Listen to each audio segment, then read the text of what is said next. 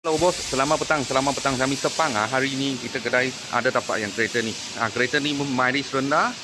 Okey, under warranty kat berdua. Okey, tahun 2023. Berdua Elza 1.5 advance 1.5 advance. Harga jual 63,800. Kereta advance ni paling high spec lah. Paling high spec. Spotlight bawah ada, LED daylight semua ada lah. High spec, kira high spec lah. Okey, cat original lagi Ke dalam macam ni. Saya pakai NA lagi lah. 4 plug 4 silinder. Okey, dia punya spanner original lagi, semua original. Cuma dia punya gearbox lain. Pastilah dia punya gearbox dengan Ativa sama. DCVT gearbox lah. DCVT gearbox. Okey, bukan pakai AT sudah. Saya kita tengok dalam Dalam macam ni. Juga nak kamera ada Dalam dia punya leather.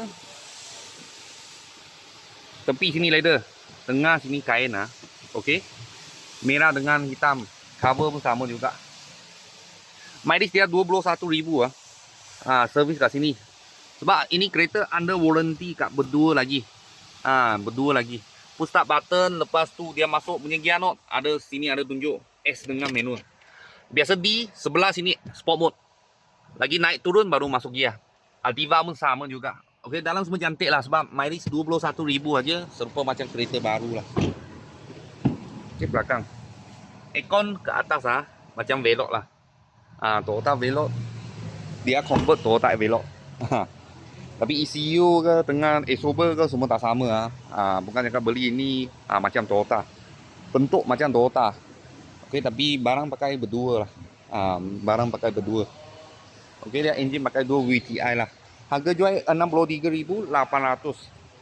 Kalau buat full loan bulanan 800 lebih sehingga 900 lebih, boleh ikat bank lagi kalau bos-bos dan kawan-kawan siapa minat boleh kontak kita lah. Kalau ada apa murah-murah kita, saya akan video lagi. Thank you bos thank you.